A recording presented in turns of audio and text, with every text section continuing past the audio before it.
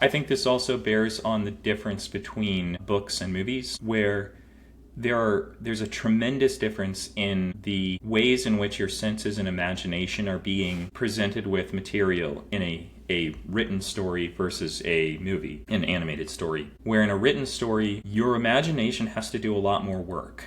And this is both a good and a bad thing. It's a good thing because when you read a great book, something that really captures you, your imagination spins up an enormous amount of detail just unintentionally about the characters you're thinking about. I think for people who read The Lord of the Rings before watching the movies, this was one of the difficulties with enjoying the movies. And for people who watched the movies first and then maybe went to the books afterward, it's a struggle. They could just picture the movies, but... Well, they could picture the movies, but then that limits their ability to actually engage with the story, because the movies are kind of taking the bounds and making it much more limited. So I wonder if in a written story, if there's maybe more value in presenting a stereotype initially, so that you don't have to take a very long time. So you can fill it out yourself. To develop a character, you say, look, picture this stereotype, and then you go and you whittle down the edges and try to surprise people with different views and build your character that way. Whereas in a movie, you don't need to present sort of a pre-cut notion. In fact,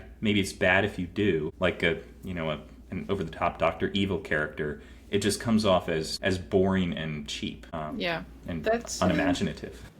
Yeah, that's an interesting point. I don't think I ever thought of it that way.